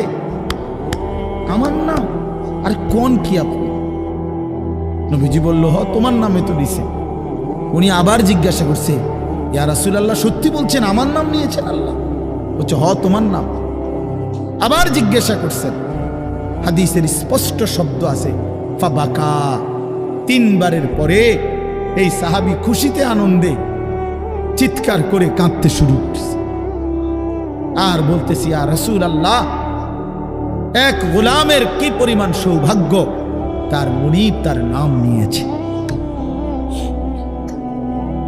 তা আমরা আমাদের কালেমার কি পরিমাণ সৌভাগ্য, আমরা একবার বলেছি কালেমা, আল্লাহ আমাদেরকে ডাক দিছে, ইয়া আইয়ুহাল্লাযীনা আমানু, হে আমার কালেমা ওয়ালারা, তোমরা আমার, তোমরা আমার, আমি তোমাদের ঈমান নিলাম, আমি তোমাদেরকে ডাক দিলাম।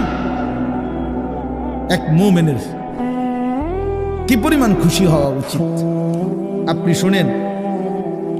29 নম্বর পারায় একটা সূরা আছে, সূরা মুরসালাত। এই যে এর আগে একটা সূরা আছে, সূরা দাহার, কোরআনুল কারীমের 76 নম্বর সূরা, 2 পৃষ্ঠাওয়ালা ছোট সূরা। এই সূরাটার মধ্যে জান্নাতের বর্ণনা সবচেয়ে সুন্দর, মানে জান্নাতের বর্ণনা হৃদয় কারা এই সূরাতে আছে। এই সূরাটা যেদিন নবীজির উপরে নাজিল হয়েছে, সেদিন নবীজির সামনে একজন কালো রঙের সাহাবী বসা ছিলেন।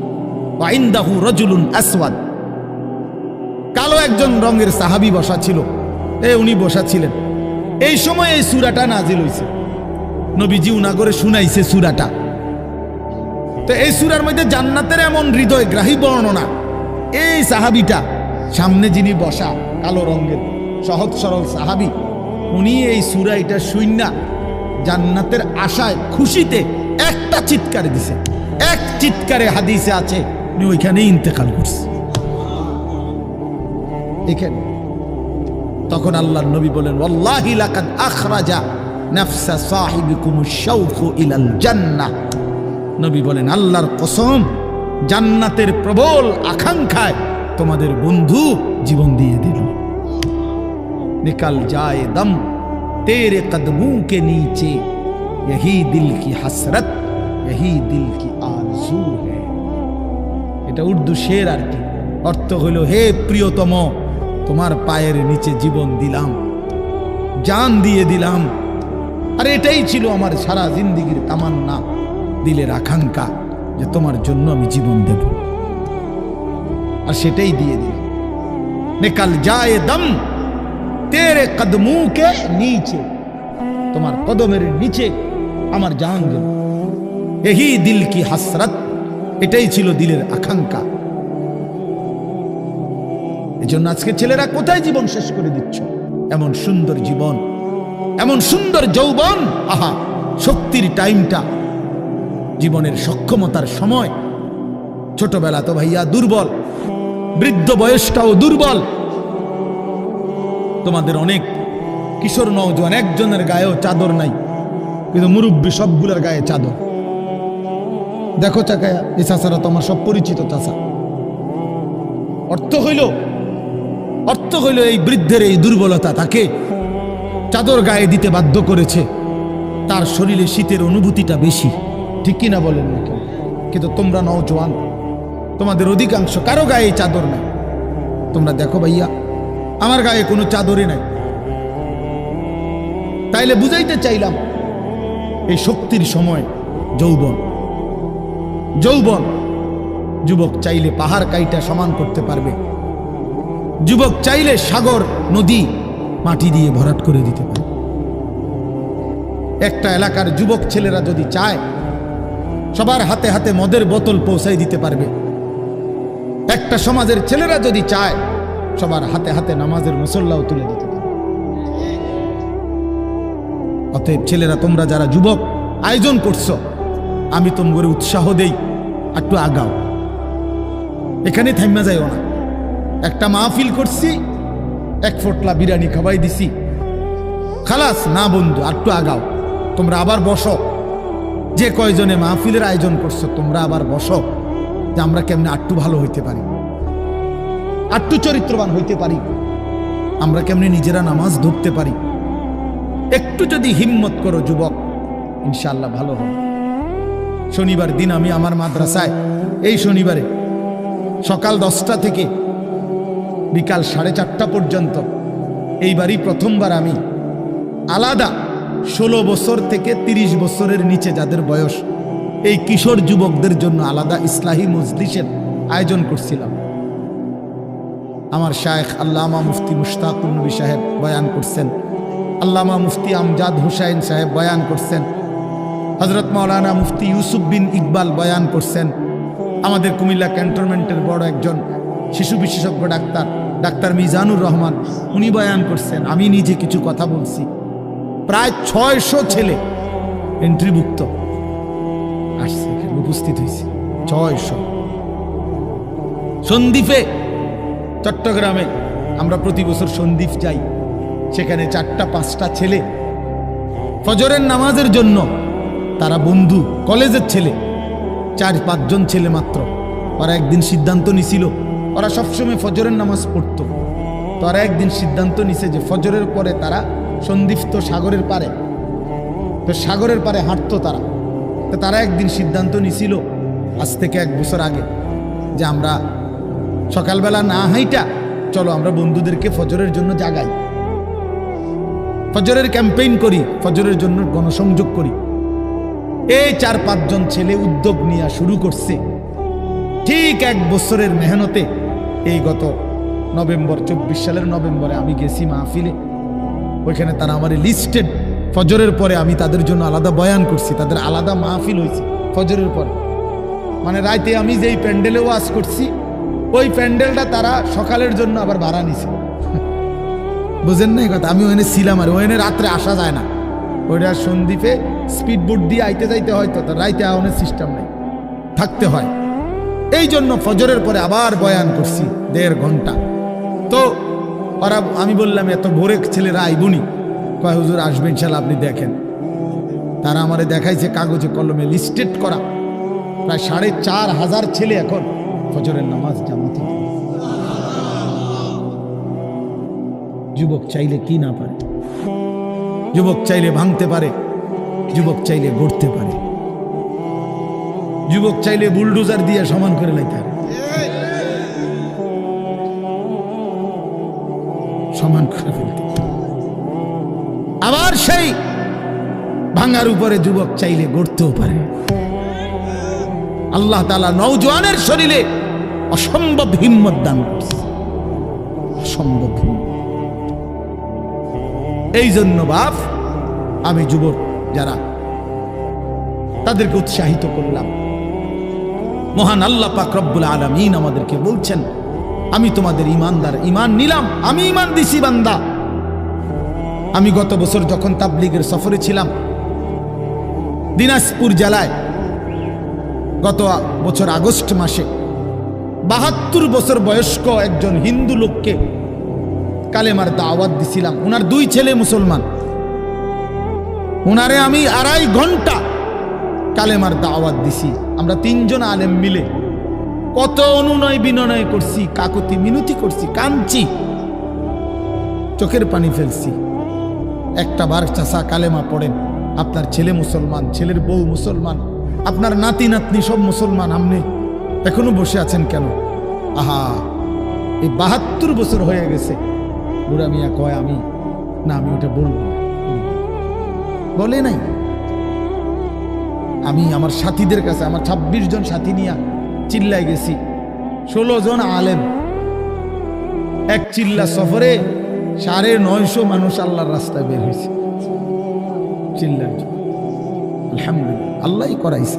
তো বলতেছিলাম, আমি সাথীদের কাছে এসে বলছিলাম যে দেখেন 72 বছর বয়স হয়ে গেছে, এক আল্লাহর বান্দা তার জবান দিয়া কোনোদিন তার মালিকের নামটা বলবে। আমারে আপনারে আল্লাহ তাআলা কত বড় তৌফিক দিছে যে আমরা কত হাজারবার লক্ষবার কালেমা লা ইলাহা ইল্লাল্লাহ মুহাম্মাদুর রাসূলুল্লাহ এটা যে আমরা পড়তে পারি, পড়তে পারছি, এই সৌভাগ্যের কৃতজ্ঞতা কি? এটা যদি আল্লাহ আমগো জবান দিয়ে কোনোদিন না বলাইতো। কথা বলে না বাপ, এই ছেলেরা মিয়া, এই আব্বাস যারা নামাজ পড়ো না, আরে না ফরমান, তুই যদি হিন্দুর ঘরে জন্ম নিতি, তুই যদি ইহুদির ঘরে জন্ম নিতি, তুই যদি খ্রিস্টানের ঘরে জন্ম নিতি, বেটা কি হতো জীবন যদি কোনোদিন কালেমার আহ্বান না শুনতা? তুমি তো মুসলমানের ঘরে জন্ম নিয়া এভাবে ইমানকে ফেলে দিলা। মুসলমানের ঘরে জন্ম নিয়ে এভাবে নামাজকে প্রত্যাখ্যান করলা। ছি ছি ছি ছি, তোমারে দেখে তো হিন্দুও হাসবে, তোমারে দেখে তো ইহুদিও হাসবে, তোমারে দেখে তো খ্রিস্টানও হাসবে যে দেখছো হয় নাকি শ্রেষ্ঠ জাতি, ওদের ধর্ম নাকি শ্রেষ্ঠ ধর্ম, ওদের ধর্ম কোরআন নাকি শ্রেষ্ঠ কিতাব, ওদের শ্রেষ্ঠ ধর্ম ওদেরই পছন্দ হয় না, ওদের শ্রেষ্ঠ কিতাব ওরাই পড়তে পারে না। তো এটা কিসের শ্রেষ্ঠ? কথা বলেন না। তাহলে আমি তো আমার ধর্মের অপমান। কথা বলেন না, আমি আমার ধর্মের অপমান না, আমি আমার কোরআনের অপমান। এজন্য তোমরা যারা বেনামাজি ছেলে, তোমরা ধর্মের অপমান। তোমাদের যাদের চুল বেঈমানের মতো, তোমরা মুসলমান ধর্মের অপমান। তোমাদের কারণে আমার ধর্ম লজ্জিত, তোমাদের কারণে ধর্ম বেইজ্জতি হয়েছে। তোমরা ইসলামকে অপমানিত করলা, আল্লাহকে অপমানিত করলা, আমার নবীর শ্রেষ্ঠতম 23 বছরের আদর্শকে তোমরা অপমানিত করলা। এই অপমানের বিচার আল্লাহ করবে, মনে রাখো, ছেড়ে দিবে না বাপ। আল্লাহ কোরআনে বলছে, বান্দা আমি 1 সেকেন্ড ছাড়বো না, আমি হিসাব নিব। তুমি আমারে কি মনে করছো বান্দা? বাদ দুগা খাওয়াইছি দেখিয়া তুমি মনে করছো আমি মাতি না? হ্যাঁ, কিটা মনে করছো? এ পেশাব পায়খানার ভাত তুমি মনে করছো আমি কিছুই বলবো না, কিছুই বলবো না। তুমি জানো না ফেরাউনকে শোয়াইছে কে? তুমি জানো না কারুনকে শোয়াই দিছে কে? তুমি জানো না নমরুদ সাদ্দাতকে নিশ্চিহ্ন করে দিয়েছে কে? তুমি শোনো নাই? তুমি আন্দাজ করো নাই আমি আল্লাহ কেমন? এই পৃথিবীর কত অবাধ্য জাতিকে আমি আল্লাহ ধ্বংস করে দিয়েছি, শোনো নাই? ওই গোটা পৃথিবীর সমস্ত আধুনিক প্রযুক্তি থাকার পরেও তো বাবা আমেরিকার ওই বেঈমানরা, ক্যালিফোর্নিয়ার লস অ্যাঞ্জেলস তাদের একটি স্টেট আগুনে দাবানলে পুরে ছাই হয়ে গেছে। লক্ষ লক্ষ কোটি কোটি মিলিয়ন বিলিয়ন ডলারের এক এক বিল্ডিং। আপনারা মুরব্বীরা মিলিয়ন বিলিয়ন ডলার কি তাই বুঝতেন না? কয়টা আপনি 1 মিলিয়ন বিলিয়ন ডলার কত টাকা? কমপক্ষে 300 টাকার বেশি। মানে আপনি এটি বুঝতেন না, টেহাইডি এটা বুঝতেন না। কথা বুঝছেন কেন? হ্যাঁ, আমরা কিতাবে পড়ছি এক বুজুর্গকে, হ্যাঁ, একটা জিনিস দামি ওনার কাছে ছিল, তো ওনার কাছে বলছি এটা আপনি বিক্রি করে দেন। কত মূল্য? উনি বলছে 100 দিরহাম, 100 টাকা। তখন উনি যখন বিক্রি করে দিছে, ওনার 100 দিরহাম দিছে। তো অন্য কেউ উনারে পরে বলছে, হায় হায় জনাব, আপনি তো বহুত বড় ঠকছেন, মাত্র 100 টাকা দাম চাইলেন, এটার দাম তো আরো অনেক। তো উনি বলছেন, আল্লাহর কসম, 100 টাকার উপরে, 100 দিরহামের উপরে কোনো সংখ্যা আছে আমার তো এটা জানা নেই, আমার তো এর উপরে কিছু জানা নাই। আমার মেজো বোনের বিয়ে যখন হয়েছিল, মেজো বোন, আমি তখন প্রাইমারি শেষ করে মাদ্রাসায় ভর্তি হয়েছি, এই সময় আমার বোনের বিয়ে হয়েছে। তো বোন জামাই যখন ওই আগে ছোটবেলায় বিয়ের দিন বোন জামাই যখন আসছে, তখন শরবত খাওয়াইছি যে গেইটে নাকি, তখন কিছু টাকা দিতে হয় না, যে শরবত খাওয়ায় তারে। তো আমারে 100টা টাকা দিছে উনি প্রথম। তো এগুলা নাকি ওনার কাছে আরো টাকা ছিল, তো এগুলো ওই আরো একটু সাফাসাফি করলে আরো দেয়, আরো কিছু দেয়, না মানলে আরো দেয়, এমনি এমনি নিয়ম ছিল। আমার 100 টাকা দিছে, আর এটা দেখে আমি একটা দৌড়ে আইয়া লাইছি। আমার পুরা মনে আছে, একেবারে কসম, আমার পুরো এখনো মনে হইলো আর এই কথাটা। আমার একেবারে আমার ভাই, চাচাতো ভাইটাই বা অন্যরা এত দমকাইছে, বেউকুফ, 100 টাকা লইয়া দৌড় দিয়ে আইয়া লাইছ। আমি বলছি, আমি তো আসলে এর চাইতে বেশি টাকা জীবনে আর দেখি। তো বলতে চাইলাম, হাজার হাজার কোটি কোটি মিলিয়ন ডলারের এই বাড়ি ভবন, এগুলো পৃথিবীর সর্বাধুনিক প্রযুক্তি দিয়ে, অত্যাধুনিক প্রযুক্তি থাকা সত্ত্বেও, আধুনিক সরঞ্জামাদি থাকার পরেও বাপ আল্লাহর দেওয়া আযাবে আগুনে যখন জ্বলছে, এই কয়দিন হইল কোনো বেঈমানে 1 সেকেন্ডের জন্য আগুন নিভাইতে পারে নাই। 14,000 ফায়ার সার্ভিস কর্মী একসাথে আপনার পানি দিছে, আরো বাড়ে, আগুন আরো বাড়ছে। তার মানে বোঝা গেল বাবা, পৃথিবীর কারো শক্তি মূলত কোনো শক্তি না, আল্লাহ শক্তির সামনে, আল্লাহর ফয়সালার সামনে। আল্লাহ যদি ভালো রাখে তাইলেই ভালো থাকা। হ্যাঁ, আপনার টাকা তো আছে 1000 কোটি টাকা, কিন্তু আপনার ফেড অসুখ, আপনি টেহা দিয়ে কিনবেন।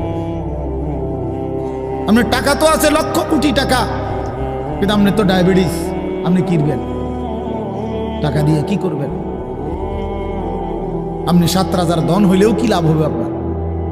এই জন্য আমি অনুরোধ করছি, আমরা মুমিন, আল্লাহ আমাদেরকে বলছে এটাই কথা, তোমাদের উপরে আমি রোজা ফরজ করলাম, তোমরা আমার হুকুম মানো, তোমরা আমারে মানো বান্দা।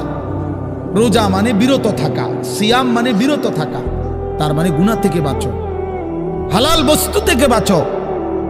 আমি তোমাদেরকে হারাম তো হারামই, হারাম থেকে আবার ফিরাবো কেন? হারাম থেকে তো ফিরতে সারা বছরের জন্যই বলে দিছি। তো আমি রমজান মাসে তোমাদের 3টি হালাল খাবার হালাল ছিল, পানি হালাল ছিল, হালাল স্ত্রী হালাল ছিল। আমি রমজানের 30টা দিন, একটা মাসে তোমাদের জন্য খাদ্য, পানি, স্ত্রী, এই 3টা জিনিস হালাল বস্তু আমি হারাম করে দিলাম। যেন আমি বুঝাইতে চাইলাম যে দেখো, আমি আল্লাহ যেখানে হালালটাও হারাম করে দিলাম, সেখানে হারামটার প্রতি আমি আল্লাহর কি পরিমাণ ঘৃণা। যেখানে হালালটাই ছেড়ে দিতে বললাম, সেখানে হারামটা ধরে রাখার কোন সুযোগ আছে? অতএব মিথ্যা, চুরি, ডাকাতি, জিনা, ব্যভিচার, মদ, জুয়া, নাচ, গান, সুদ, ঘুষ, মা বোনদের বেপর্দা জিন্দেগি ছেড়ে দেন, ছেড়ে দেন। একজন বুঝলে একজনে, কোনো অসুবিধা নাই, আমার কোনো আফসুস নাই। আমি সব সময় ফেরিওয়ালার মতো আমি বুঝি, একজনই শুনুক, একজনই যদি ভাবে আলহামদুলিল্লাহ, সংখ্যা দিয়ে আমি কি করব? বুঝেন না? 10 কোটি মানুষ আমারে মনে করেন আলগি দিছে, তো কিছে কিছে, আমার খবর রাজাব মা। বাংলাদেশের একেবারে মনে করেন 50 লাখ লোক আমার চিনে, তো কিছে, আমার খবর রাজাব মা। তো আর কি, পরিচিতি, অপরিচিতি, জনপ্রিয়তা, এগুলো কোনো বিষয় না, এগুলো কোনো মুখ্য বিষয় নয়। বিষয় হলো আল্লাহর কাছে গ্রহণ হওয়া, আখিরাতের মুক্তি পাওয়া, জাহান্নাম থেকে মুক্তি পাওয়া। অতএব আজকে এতটুকুই মূল কথা। আমরা প্রত্যেকেই এটা ভাবি আমরা মুমিন। প্রিয় ভাই বলেন, আমরা এখানে যারা এখন বসছি রাত 12টা বাজে, আমার কথা শেষ, নীরবে একটা মিনিট ইনসাফের সাথে ছেলেরা বাবা বলো তুমি মুসলমান কিনা। না ছেলেরা আলাদা বলো বাবা কও তোমরা মুসলমান কিনা। প্রিয় বাপ বলো তুমি মুসলমান কিনা, তুমি মুসলমানের সন্তান কিনা। তাইলে তুমি সিদ্ধান্ত দাও আজকে। বয়স্ক যারা আছেন তারা আপনারা বসা থাকেন, কিন্তু তোমরা যারা 30 বছরের নিচে ছেলে, তোমাদের বয়স, বুঝে শুনে ধোঁকা দিও না, আল্লাহর সাথে ধোঁকা করো না, আল্লাহর সাথে মস্কারি করো না। হাদিসের মধ্যে আছে এক লোক নবীজির সামনে বাম হাত দিয়ে খাইতেছিল, মুসলিম শরীফের হাদিস। নবীজি তারে বলছে ডান হাতে খাও, তখন সে বলছে আমি ডান হাতে খাইতে পারি না। নবীজি বলছে তাইলে আর পারবাও না। কসম আল্লাহর, ওই হাদিস আছে। সাহাবী বলে ওই লোক আর কোনোদিন ডান হাত মুখের কাছে আনতে পারে নাই, কারণ সে তো মূলত মিথ্যা বলছিল, অহংকার করে বলছিল। এই জন্য আমি অনুরোধ করছি, তোমরা যারা 30 বছরের নিচে আছো ছেলে বাবা, তোমরা দিল থেকে বুঝে শুনে তোমরা নিয়ত করে দাঁড়াও, যে এই কথার নিয়তে দাঁড়াও যার ভাল লাগে যে আমি ইনশাল্লাহ চেষ্টা করুম ফজর সহ 5 ওয়াক্ত নামাজ পড়তে। তুমি সিদ্ধান্ত নিয়ে বলো যে আমি চেষ্টা করব আমি নারী ছবি, অশ্লীল দৃশ্য থেকে, মোবাইলের অশ্লীল ছবি থেকে নিজেকে বাঁচাইবার নিয়ত করলাম, সিদ্ধান্ত করলাম। আল্লাহ তৌফিক দিলেই তো পারবা, ঠিক কিনা বলেন না কেন? অতএব নিয়ত করে হিম্মতের সাথে যে আসলেই হুজুর আমি দিল থেকে বললাম, এই নিয়ত করে দাঁড়াও। যার ভাল লাগে দাঁড়াও, কোনো বাধাবাধকতা নাই, যার মন চায় দাঁড়াও, আমার কোনো জোরাজুরি নাই। বাকি তুমি দিল থেকে বলো, মন থেকে মনে নিয়ত করো, তোমার দিলে তুমি। কারণ তোমার কবর তোমার, আমার কবর আমার। তোমার ঘরে তুমি ফিরবা, আমার ঘরে আমি ফিরব। সবাই রাজি তো ইনশাআল্লাহ? আল্লাহ তাআলা তৌফিক দান করেন। বসো বাপ, আল্লাহ কবুল করে নেন। মনে করো ঠকবা না, মনে রাখো নামাজ পড়ে কেউ ঠকে না, না পড়ে ঠকে। গুনাহ ছেড়ে দিয়ে ঠকবা না, বরং গুনাহ ছেড়ে দিলে দামি হইবা ইনশাআল্লাহ। দামি হইও, নিজে দামি হবা, মনে রাখো দামি। একটা জিনিস শেষ মনে রাখো ছেলেরা, যে কোনো মূল্যে আমরা আলহামদুলিল্লাহ গোটা পৃথিবী নিয়ে আমাদেরও পড়ালেখা করা আছে। সারা পৃথিবীর হালাত আমরাও বুঝি কম বেশ। আমরা জেনারেল লাইনেও পড়ালেখা করছি, কুমিল্লা ভিক্টোরিয়া কলেজ থেকে মাস্টার্স পাস করছি, সরকারি আলিয়া মাদ্রাসা থেকে কামেল পাস করছি, কওমি মাদ্রাসা থেকে দাওরায়ে হাদিস পাস করছি।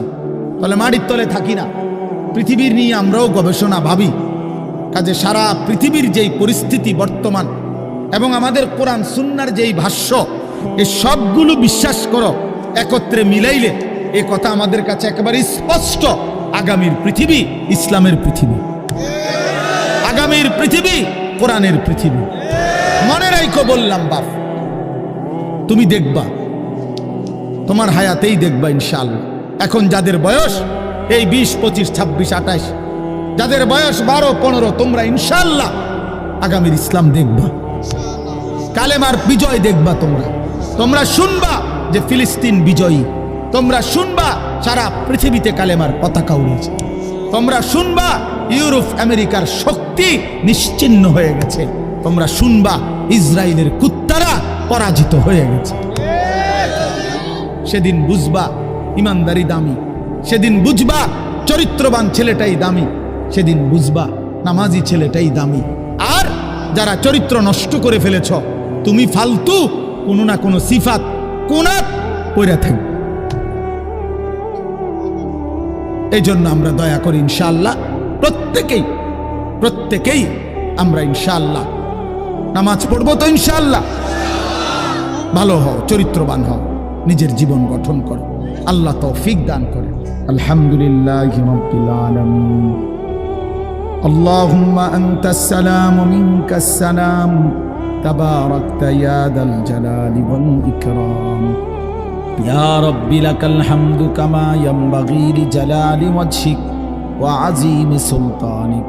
ওয়া সাল্লি আলা মুহাম্মাদিন কামা হুয়া আহলুক وافعل بنا خيرا كما أنت شانك يا أرحم الراحمين يا أرحم الراحمين يا أرحم الراحمين ربنا ظلمنا أنفسنا وإن لم تغفر لنا وترحمنا لنكونن من الخاسرين ربنا آتنا في الدنيا حسنة وفي الآخرة حسنة وقنا عذاب النار ربنا لا تزغ قلوبنا بعد إذ هديتنا وهب لنا من لدنك رحمة إنك أنت الوهاب ربنا وآتنا ما وعدتنا على رسلك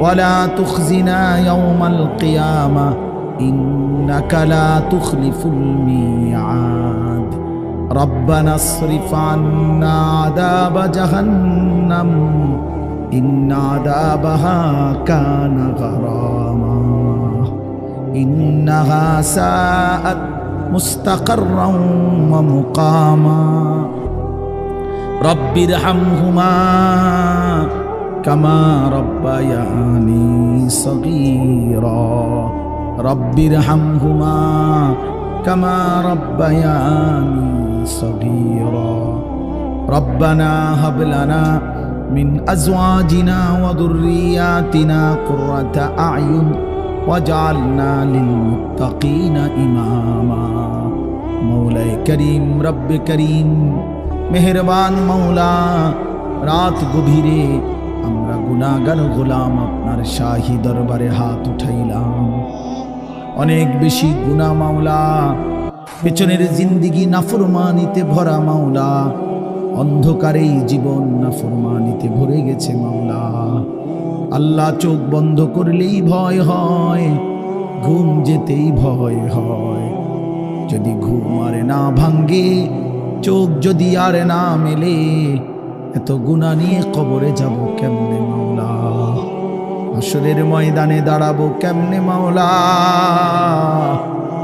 নবীজির সুপারিশ চাইবো কেমনে মাওলা হাউজে কাউসারের পানি তো মিলবে না মাওলা আপনি মাফ করে দেন মাফ করে দেন আজই মাফ করে দেন এখনই মাফ করে দেন হায়াতে থাকতেই মাফ করে দেন কবরে যাবার আগেই মাফ করে দেন আপনি রহমান আপনি রহিম আপনি গফফার আপনি গফুর আপনি মাফ করে দেন আযাব দিলে আপনার কোনো লাভ নাই মাফ করে দিলে আপনার কোনো ক্ষতি নাই মাফ করিলে আপনার কমবে না মাফ না পেলে আমাদের উপায় থাকবে না আল্লাহ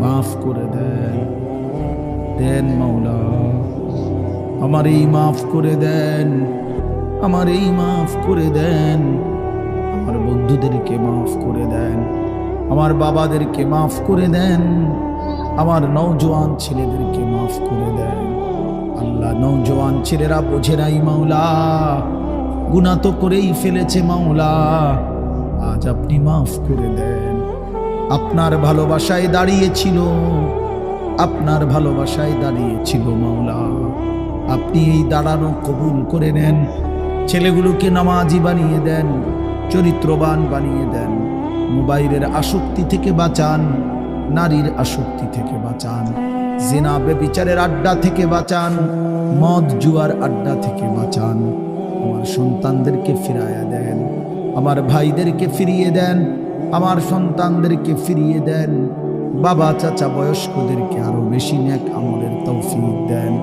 মা বোনদেরকে পর্দা পুশিদা দান করেন সমস্ত কবরবাসীদেরকে মাফ করে দেন কিয়ামত পর্যন্ত কবরের আযাব মাফ করে দেন অসুস্থ বিমারি যারা শিফা করে দেন প্রত্যেকের কামাই রুজিতে হালাল বরকত দান করেন বিদেশের জমিনে প্রবাসে যারা সহি সালামতে নিরাপদে রাখেন মাওলা যে যেই মাকসাদে দোয়া চেয়েছে সকলের নেক মাকসাদ পূরণ করে দেন আল্লাহ ছেলেদের আয়োজন মসজিদ কমিটির আয়োজন মহল্লাবাসীর আয়োজন এই মাহফিলখানা কবুল করে নেন মাহফিলের প্রতিটা দান সাদাকা বুদ্ধি, সহযোগিতা, পরামর্শ সব কিছুর উত্তম বিনিময় দান করেন।